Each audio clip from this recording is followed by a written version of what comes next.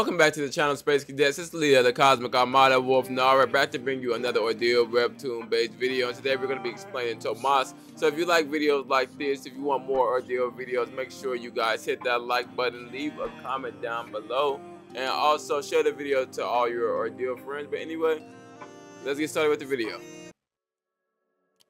Tomas is regarded as Hebrew for son. Now, Tomas is actually introduced way earlier in the story than what we get in season 2. It's actually introduced back in season 1. It's alluded to. When Tevin wants to talk to Che, we get a future, flash forward to the future in which we see this Bakum effect. And that Bakum effect is the effect that we see with Tomas whenever it's used. Now, we see Tomas again in the premiere of season 2 when Che is called Ronin at the time, in which he is trying to save these knwo students from being groped by these KCG soldiers, in which Che pretty much creates a sun in the palm of his hand and then flicks it towards the enemy, and it shows the same Bakum effect. So although we know that Che has the strongest body in the world for at least a knwo, because he's the former vessel of Thanatos himself. We see this said numerous times. However, now we have the aspect of Ilios himself only giving Che a small bit of his power as his body grows stronger. So we see when Che begins to train with the god tier Lord Bjorn himself. If you guys want me to make a Bjorn video, I can make a Bjorn video. It'll probably be like a video in between video, you feel me? But when he begins to train with Bjorn, we see that Bjorn breaks his body in order for him to use Ilios to restore his body. With this restoration process and his body becoming more durable, allow Ilios to release more flame or more of his power onto Che. So when Bjorn leaves Che, he tells Che that everyone needs a quote-unquote finishing move. So he leaves Che to begin to develop his finishing move, in which Che then begins to pour all of his chi or his flame into one point. Now Bjorn then says that this is raw flame just covered by a layer of chi. It kind of reminds me of one of the royal blood tier, Levi, how he's able to produce infinite layers of chi to produce this wall of defense. It's going to show if you layer your ability or layer your talent with chi, you're actually able to mitigate some damage, or you're also able to compress your ability. When Che poured all his talent into this one portion, he used a layer of chi around his talent. And so Bjorn made note that 4 minutes isn't practical for a fight, and that he needs to have a move that's a lot quicker than pouring all of his flame into 1.44 minutes. And so we have this thing where I will call it a super Tomas. That's when he's pretty much pouring all his chi into that 1.44 minutes.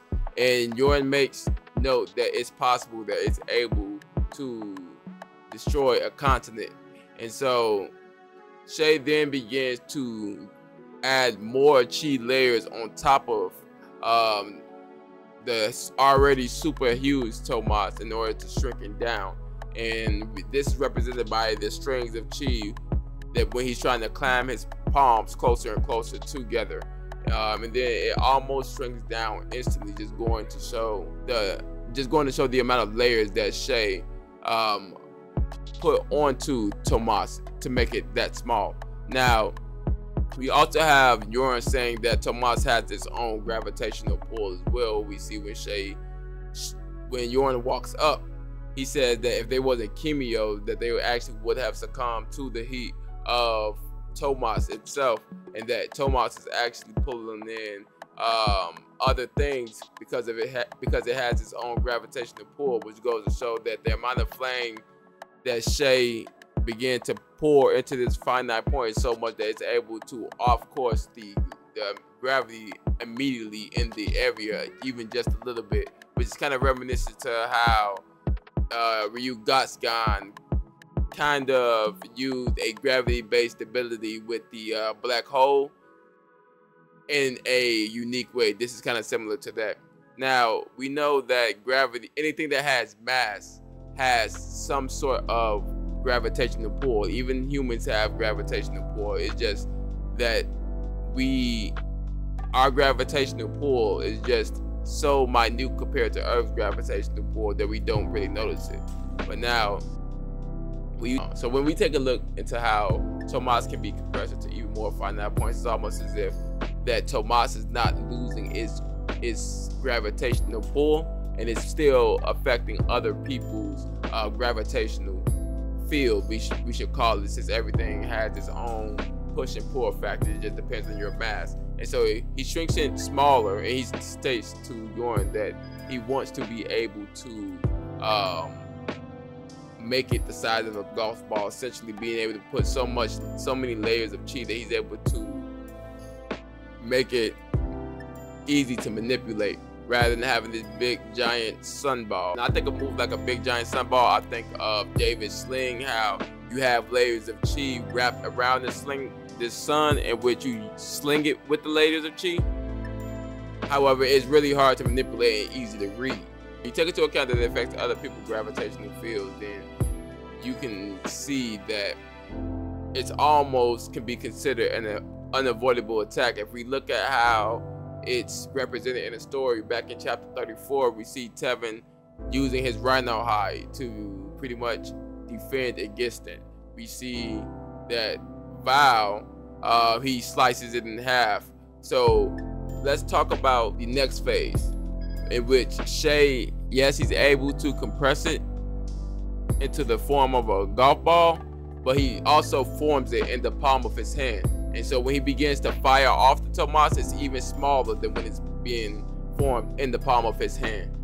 And so when he shoots it at Kagaya actually had to activate Black Mass, almost going to show, yes, it's point blank, but because his own gravitational pull is affecting Kagaya's gravitational pull, unless he used teleportation to get away, then at that point, he would not only leave Vaal to be at a disadvantage, but he will also leave the Cubs to be able to go heal, which his only choice was to actually activate Black Mass to try to tank the hit, since he wasn't able to avoid it. We see Vaal is more skilled than Che. We see Bjorn states that Vaal hasn't even began to even show all of his abilities, and you're exhausting all of your efforts just to keep up with him and with his partial talent release state. With Tomas being formed in his palm, you see it start to pull like small particles towards it as it's being formed, or also you can say small gases are being released as well, since it is considered as a miniature sun.